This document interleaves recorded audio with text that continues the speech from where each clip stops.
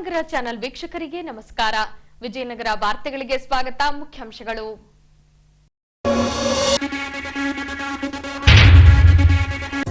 ದಿನಾಂಕ 20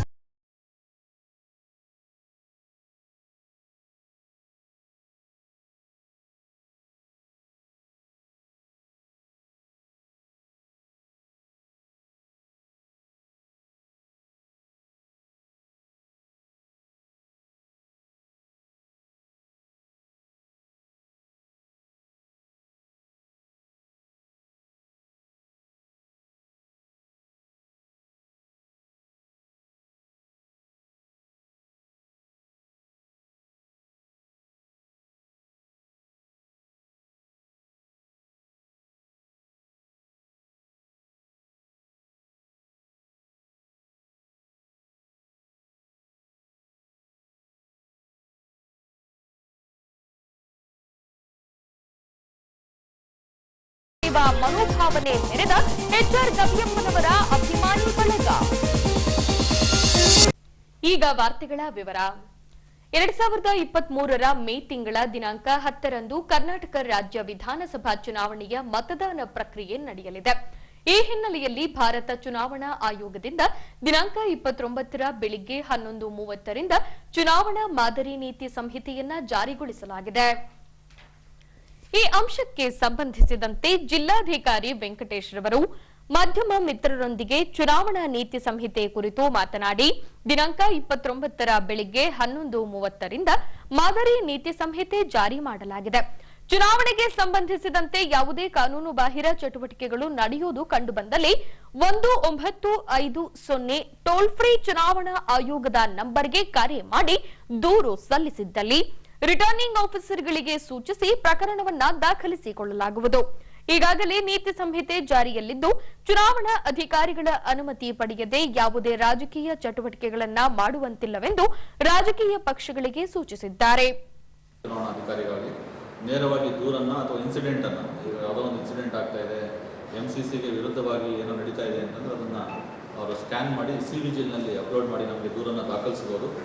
ಅಥವಾ ಇಲ್ಲ ಅಂದರೆ ಕೂಡ ನೀವು ದೂರವಾಣಿ ಮುಖಾಂತರ ಕೂಡ ದೂರುಗಳನ್ನು ಹಾಕ್ಬೋದು. ಆಮೇಲೆ ಜಿಲ್ಲಾ ಕೇಂದ್ರದಲ್ಲಿ ನಮ್ಮ ವಿಧಾನಸಭಾ ಕ್ಷೇತ್ರವರ ಅಲ್ಲದೆ ನಮ್ಮ ಜಿಲ್ಲಾ ಕೇಂದ್ರದಲ್ಲಿ ಕೂಡ 1950 ಟೋಲ್ ಫ್ರೀ ನಂಬರ್ ಇರ್ತದೆ. 1950 ಚುನಾವಣಾ ಆಯೋಗದ ನಂಬರು. ಆ ನಂಬರನ್ನು ಕೂಡ ನಾವು ಈಗಾಗಲೇ ಎಸ್ಟಾಬ್ಲಿಷ್ ಮಾಡಿದ್ದೀವಿ. ನಮ್ಮಲ್ಲಿ ಕೂಡ ಕಂಟ್ರೋಲ್ ರೂಮನ್ನು ನಾವು ಸ್ಥಾಪನೆ ಮಾಡಿದ್ದೀವಿ. 1950ಗೆ ಕೂಡ ನೀವು ದೂರನ್ನು ದಾಖಲಿಸಬಹುದು.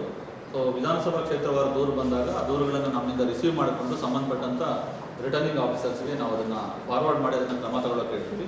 ಸೊ ಯಾವುದೇ ಚುನಾವಣೆ ರಿಲೇಟೆಡ್ ಯಾವುದೇ ದೂರುಗಳಿದ್ರು ಕೂಡ ಅದನ್ನು ನಾವು ದಾಖಲಿಸ್ಬೋದು. ಇದು ಮೊದಲನೇದು. ಸೊ ಎರಡನೇದು, ಈಗಾಗಲೇ ನಾವು 5 ವಿಧಾನಸಭಾ ಕ್ಷೇತ್ರಕ್ಕೆ ಚುನಾವಣಾಧಿಕಾರಿಗಳು ಹಾಗೂ ಸಹಾಯಕ ಚುನಾವಣಾಧಿಕಾರಿಗಳನ್ನು ಈಗಾಗಲೇ ನೇಮಕಾತಿಯನ್ನು ಮಾಡಿದ್ದೀವಿ. ಸೊ ಇದನ್ನು ನಾನು ಯಾಕೆ ಹೇಳ್ತಾ ಇದ್ದೀನಿ ಅಂತಂದರೆ, ಚುನಾವಣಾಧಿಕಾರಿಗಳಾಗಲಿ ರಿಟರ್ನಿಂಗ್ ಆಫೀಸರ್ ಅಥವಾ ಸಹಾಯಕ ರಿಟರ್ನಿಂಗ್ ಆಫೀಸರ್, ಚುನಾವಣಾಧಿಕಾರಿ ಅಥವಾ ಸಹಾಯಕ ಚುನಾವಣಾಧಿಕಾರಿಗಳನ್ನು ನೇಮಕಾತಿ ಮಾಡಿ ಗೆಜೆಟ್ ಆಗಿ ಆರ್ಡರ್ ಆಗಬೇಕು. ಸುಮ್ಮನೆ ಯಾರಿಗೂ ನೇಮಕ ಮಾಡೋಕ್ಕಾಗಲ್ಲ. ಸೊ ಇದಾದ ನಂತರ ತುಂಬ ಇಂಪಾರ್ಟೆಂಟ್ ನಮ್ಗೆ ಏನಂತಂದರೆ, ಇವತ್ತಿಂದನೇ, ಈ ಕ್ಷಣದಿಂದ 11:30ಯಿಂದನೇ ಮಾದರಿ ನೀತಿ ಸಂಹಿತೆ ಜಾರಿಯಲ್ಲಿರ್ತದೆ. ಸೊ ಚುನಾವಣಾಧಿಕಾರಿಗಳ ಅನುಮತಿ ಇಲ್ಲದೆ ಯಾವುದೇ ಥರದ ಅಡ್ವರ್ಟೈಸ್ಮೆಂಟ್ ಆಗ್ಬೋದು ಅಥವಾ ಪ್ರಚಾರದ ಆಗ್ಬೋದು ಇತ್ಯಾದಿಗಳನ್ನು ಕೈಗೊಳ್ಳಬಾರದು. ಅನುಮತಿಯನ್ನು ತಗೊಂಡೇ ಮಾಡಬೇಕಾಗುತ್ತೆ. ಸೊ ಇದಕ್ಕೆ ಸಂಬಂಧಪಟ್ಟಂತೆ ಈಗಾಗಲೇ ನಾವು ಡಿಸ್ಫಿಗರ್ಮೆಂಟ್ ಆ್ಯಕ್ಟ್ ಪ್ರಕಾರ, ಪ್ರಿವೆನ್ಷನ್ ಆಫ್ ಡಿಬೇಸ್ಮೆಂಟ್ ಆಕ್ಟ್ ಪ್ರಕಾರ ನಾವು ಕ್ರಮ ಕೈಗೊಳ್ತಾ ಬಂದಿದ್ದೀವಿ. ಪ್ರವರ್ಗ 2B ಅಡಿಯಲ್ಲಿ ಮುಸ್ಲಿಂ ಸಮುದಾಯಕ್ಕೆ ನೀಡಲಾಗುತ್ತಿದ್ದ ಮೀಸಲಾತಿಯನ್ನ ರಾಜ್ಯ ಸರ್ಕಾರ ರದ್ದು ಮಾಡಿದೆ. ಈ ಅಂಶವನ್ನ ಖಂಡಿಸಿರುವ ಅಂಜುಮನ್ ಇಸ್ಲಾಂ ಸಂಘಟನೆಯು ವಿರೋಧಿಸಿದೆ. ಅದೇ ರೀತಿ ಮೀಸಲಾತಿಯನ್ನ ಮರುಸ್ಥಾಪಿಸಬೇಕೆಂದು ರಾಜ್ಯಪಾಲರಿಗೆ ಮನವಿ ರವಾನಿಸಲಾಗಿದೆ.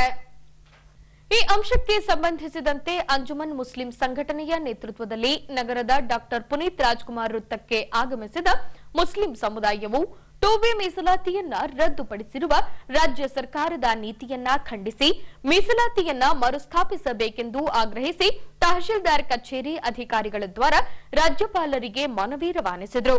ಈ ವೇಳೆ ಹೊಸಪೇಟೆ ಅಂಜುಮನ್ ಕಮಿಟಿ ಅಧ್ಯಕ್ಷ HNF ಇಮಾಮ್ ನಿಯಾಜಿ ರವರು ಮಾತನಾಡಿ, ಮುಸ್ಲಿಂ ಸಮುದಾಯದ ಮೀಸಲಾತಿ ರದ್ದುಪಡಿಸಿರುವುದು ಖಂಡನಾರ್ಹ. ಇದು ಅಸಂವಿಧಾನಿಕ ನಡೆ.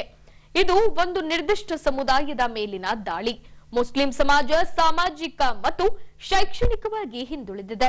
ಹೀಗಾಗಿಯೇ 2B ಅಡಿ ಮೀಸಲಾತಿ ಕಲ್ಪಿಸಲಾಗಿತ್ತು. ಅದನ್ನು ಕಸಿದುಕೊಂಡಿರುವ ಕ್ರಮ ಸರಿಯಲ್ಲ ಎಂದು ಹೇಳಿದರು. ಮುಸ್ಲಿಂ ಸಮಾಜದ ಅಭಿವೃದ್ಧಿ ಮುಖ್ಯವಾಹಿನಿಗೆ ಬರದಂತೆ ತಡೆಯುವ ಹುನ್ನಾರವಿದು. ಸಂವಿಧಾನದ ಆಶಯಗಳಿಗೆ ವಿರುದ್ಧವಾಗಿ ರಾಜ್ಯ ಸರ್ಕಾರ ಈ ತೀರ್ಮಾನ ಕೈಗೊಂಡಿದೆ.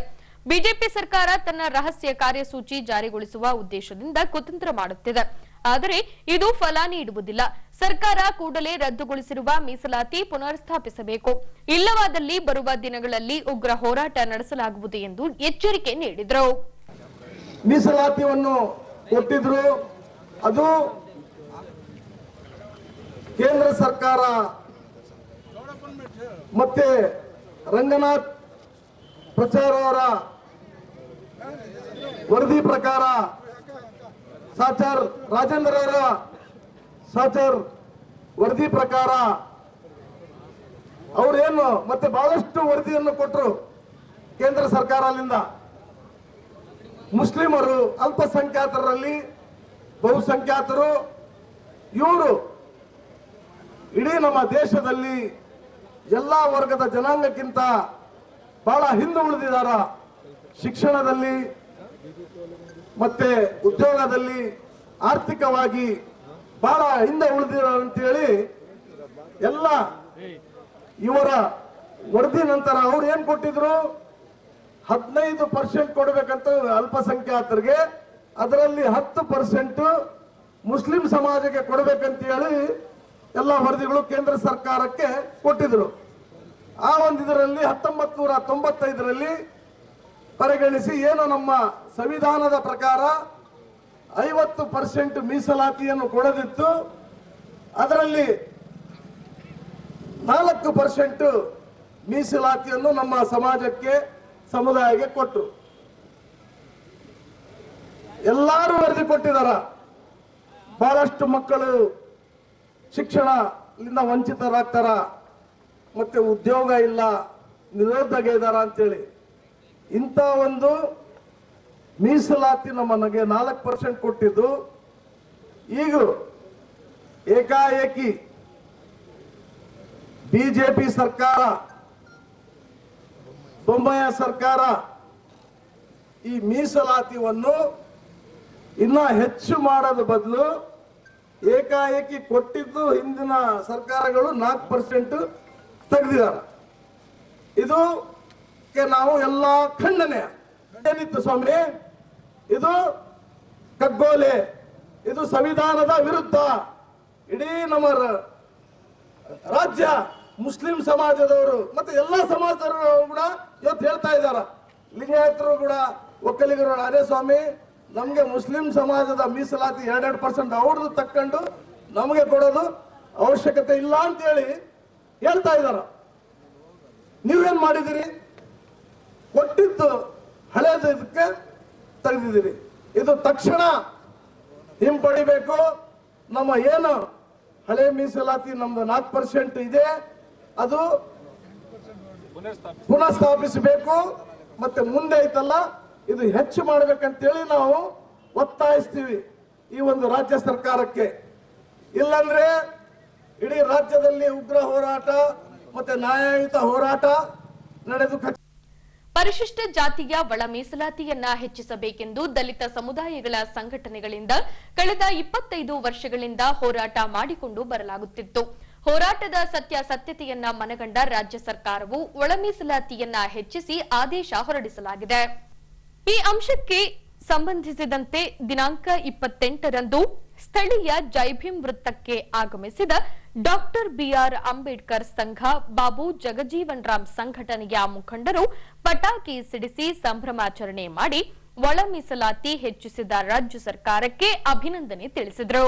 ಎಲ್ಲಾ ಸಂಘಟನೆ, ವಿಜಯನಗರ ಜಿಲ್ಲಾ ಅಂಬೇಡ್ಕರ್ ಸಂಘ ಮತ್ತು ಎಲ್ಲಾ ಸಂಘಟನೆಗಳು, ಆಮೇಲೆ ಜಿಲ್ಲಾ ಬಾಬು ಜಗಜೀವನ್ ರಾಮ್ ಸಂಘ, ಪ್ರತಿಯೊಂದು ಇಲ್ಲಿ ಸೇರಿಕೊಂಡು ವಿಜಯೋತ್ಸವವನ್ನು ಆಚರಿಸ್ತಾ ಇದ್ದೇವೆ. ಎಲ್ಲಾ ಜನಾಂಗಕ್ಕೂ ನ್ಯಾಯಯುತವಾದ ತೀರ್ಮಾನವನ್ನ ಸನ್ಮಾನ್ಯ ಶ್ರೀ ಎಸ್. ಬೊಮ್ಮಾಯಿ ಅವರು ಕೊಟ್ಟಿದ್ದಾರೆ. ಇದರಲ್ಲಿ ಯಾವುದೇ ರೀತಿಯ ಗೊಂದಲ ಇಲ್ಲ.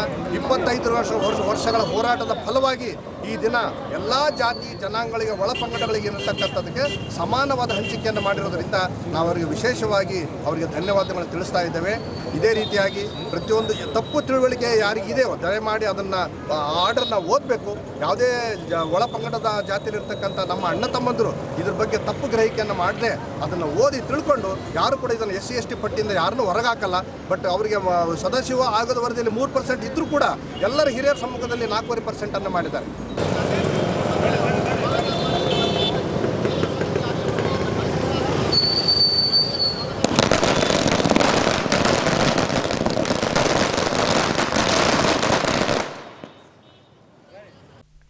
ಎರಡ್ 2023ರ ಕರ್ನಾಟಕ ರಾಜ್ಯ ವಿಧಾನಸಭಾ ಚುನಾವಣೆಯ ನೀತಿ ಸಂಹಿತೆಯು ದಿನಾಂಕ 29ರಿಂದ ಬೆಳಿಗ್ಗೆ 11:30ರ ನಂತರ ಜಾರಿಗೆ ತರಲಾಗಿದೆ. ಹೀಗೆ ನೀತಿ ಸಂಹಿತೆ ಜಾರಿಯಾಗುವ ಮುನ್ನ ಬಾಕಿ ಉಳಿದಿರುವ ಅಭಿವೃದ್ಧಿ ಕಾಮಗಾರಿಗಳಿಗೆ ಸಚಿವ ಆನಂದ್ ಸಿಂಗ್ ರವರ ಸೂಚನೆಯ ಮೇರೆಗೆ ಹೂಡಾ ಅಧ್ಯಕ್ಷರು ಹಾಗೂ ನಗರಸಭಾ ಅಧ್ಯಕ್ಷರಿಂದ ಭೂಮಿ ಪೂಜೆ ನೆರವೇರಿಸಲಾಗಿದೆ. ಹೌದು, ದಿನಾಂಕ 29ರಂದು ಚುನಾವಣಾ ನೀತಿ ಸಂಹಿತೆ ಜಾರಿಯಾಗಲಿದೆ ಎಂಬ ವಿಷಯವನ್ನ ಮನಗಂಡ ಸಚಿವ ಆನಂದ್ ಸಿಂಗ್ ರವರು ನೀತಿ ಸಂಹಿತೆ ಜಾರಿಯಾಗುವ ಸಮಯದ ಮುನ್ನವೇ ಬಾಕಿ ಉಳಿದಿರುವ ಅಭಿವೃದ್ಧಿ ಕಾಮಗಾರಿಗಳಿಗೆ ಭೂಮಿ ಪೂಜೆ ನಡೆಸುವಂತೆ ಹೂಡಾ ಅಧ್ಯಕ್ಷರಿಗೆ ಹಾಗೂ ನಗರಸಭಾ ಅಧ್ಯಕ್ಷರಿಗೆ ಸೂಚಿಸಿದ್ದರು.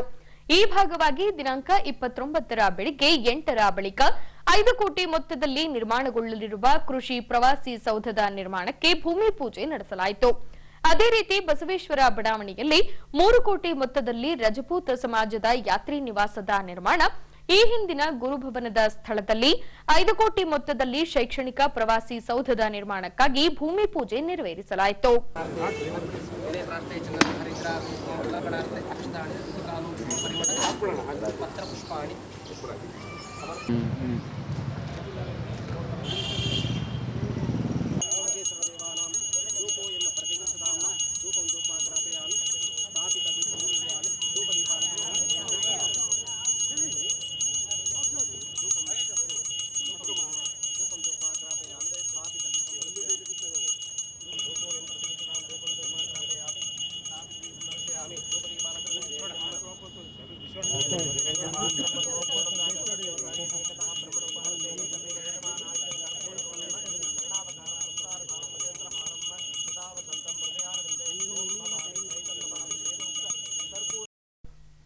ಅದೇ ರೀತಿ ದಲಿತ ಸಮುದಾಯಗಳಿಗೆ ಈ ಹಿಂದೆ ನೀಡಿದ ಭರವಸೆಯಂತೆ ಆನಂದ್ ಸಿಂಗ್ ರವರಿಂದ ಡಾಕ್ಟರ್ ಬಾಬು ಜಗಜೀವನ್ ರಾಮ್ ರವರ ಕಂಚಿನ ಪುತ್ಥಳಿಯನ್ನ ಹೂಡಾ ಕಚೇರಿ ವೃತ್ತದಲ್ಲಿ ಪ್ರತಿಷ್ಠಾಪಿಸಿ ಪುತ್ಥಳಿಯ ಅನಾವರಣಗೊಳಿಸುವ ಮೂಲಕ ನೀಡಿದ ಭರವಸೆಯನ್ನ ಆನಂದ್ ಸಿಂಗ್ ರವರು ದಿನಾಂಕ 29ರಂದು ಬೆಳಗ್ಗೆ 9ರ ನಂತರ ಈಡೇರಿಸಿದ್ದಾರೆ.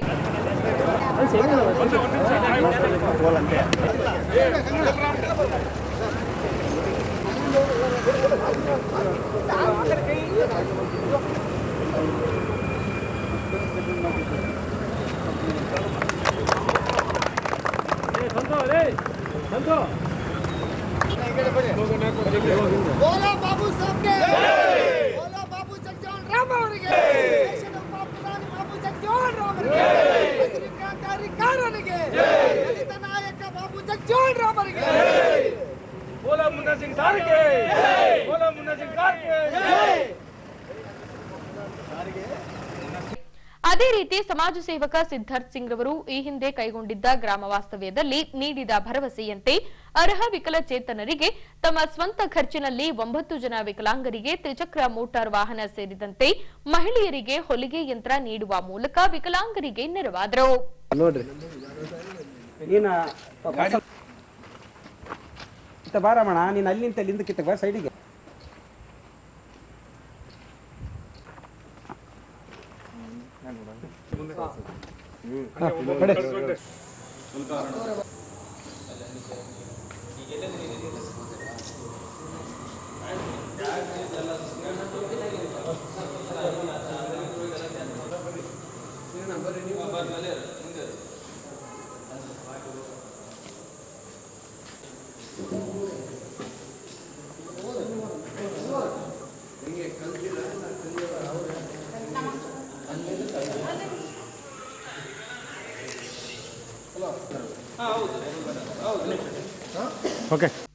ಚಿತ್ತವಾಡಿಗೆಯಲ್ಲಿ ಆಂಜನೇಯ ಸ್ವಾಮಿಯ ಮಹಾರಥೋತ್ಸವ ಹಮ್ಮಿಕೊಳ್ಳಲಾಗಿತ್ತು.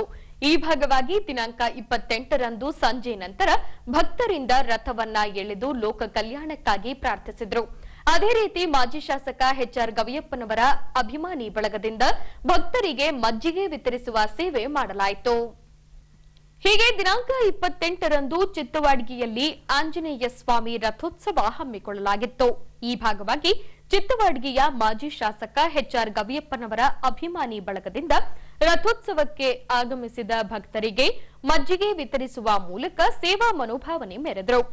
ಪ್ರತಿ ವರ್ಷದಂತೆ ಈ ವರ್ಷ ಕೂಡ 13ನೇ ವರ್ಷದ ಶ್ರೀ ಚಿತ್ತವಾಡ್ಗಿ ಆಂಜನೇಯ ರಥೋತ್ಸವದ ಆರ್ಥಿಕ ಶುಭಾಶಯಗಳು. ಈ ಪ್ರತಿ ವರ್ಷದಂತೆ ಗವಿಯಪ್ಪ ಅಭಿಮಾನಿ ಬಳಗದ ವತಿಯಿಂದ ನಾವು ಪ್ರತಿ ವರ್ಷ ಮಜ್ಜಿಗೆ ಕಾರ್ಯಕ್ರಮ ಮಾಡ್ತಾ ಇದ್ದೇವೆ. ಈ ದಿನ ಕೂಡ ನಾವು ಕಾರ್ಯಕ್ರಮ ಮಾಡ್ತಾ ಇದ್ದೀವಿ.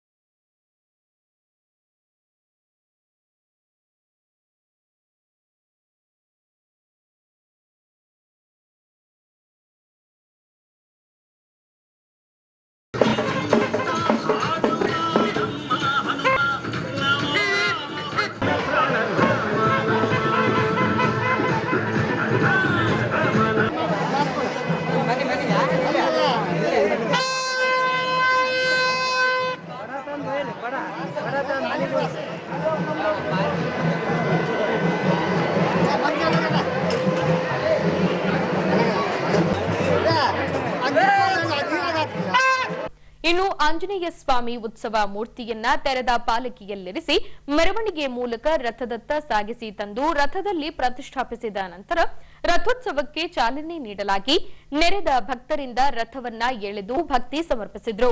ಇನ್ನು ಭಕ್ತರು ರಥಕ್ಕೆ ಹೂವು ಹಣ್ಣು ಸಮರ್ಪಿಸಿ ಭಕ್ತಿ ಭಾವದಲ್ಲಿ ಮಿಂದರು.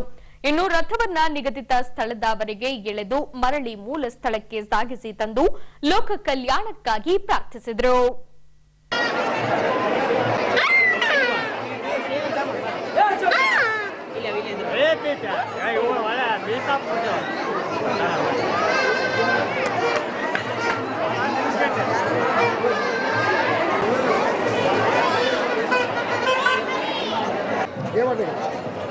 ಇದು ಮಾಡಿ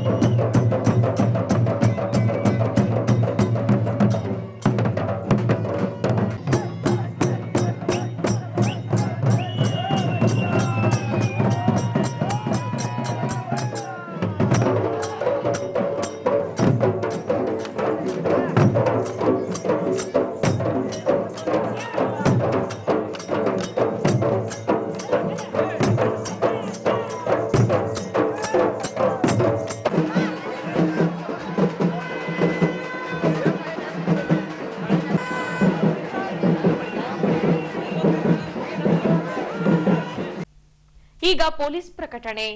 ಎಷ್ಟೇ ಹಳೆಯ ಬಂಗಾರವಿರ್ಲಿ, ಪಾಲಿಶ್ ಮಾಡಿದ ಮೇಲೆ ಹೊಚ್ಚ ಹೊಸದೇ ರೀತಿಯಲ್ಲಿ ಕಾಣ್ತದೆ ತಾಯಿ, ನೋಡಿ.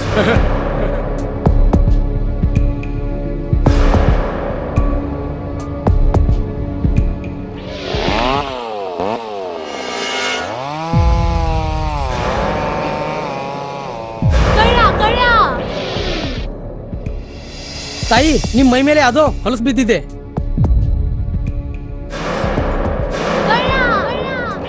ಇಲ್ಲಿ ತಾಯಿ, ನಾನು ಪೊಲೀಸ್. ಅಲ್ಲಿ ಮುಂದೆ ದಾರಿಲಿ ದೊಡ್ಡ ಗಲಾಟೆ ಆಗಿದೆ, ಮತ್ ನೀವು ಇಷ್ಟೆಲ್ಲ ಒಡವೆ ಹಾಕೊಂಡು ತಿರುಗಾಡ್ತಾ ಇದ್ದೀರಾ. ಈ ಒಡವೆಗಳನ್ನ ಈ ವಸ್ತ್ರದಲ್ಲಿ ಕಟ್ಟಿ ಪರ್ಸ್ನಲ್ಲಿ ಇಡಿ. ಹಾಕಿ ಪರ್ಸ್ನಲ್ಲಿ ಇಡೋಣ. ಅಲ್ಲೇ ಮುಂದ್ಗಡೆ ಆಗಿದೆ. ಇದು ತಗೊಳ್ಳಿ ತಾಯಿ, ನಾನು ಬರ್ತೀನಿ. ಈ ಕಡೆಯಿಂದ ಹೋಗಿ.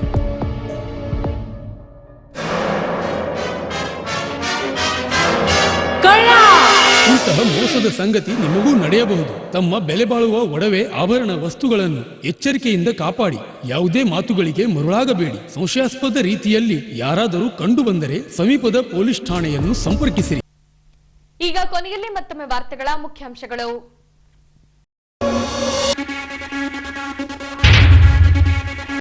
ದಿನಾಂಕ 20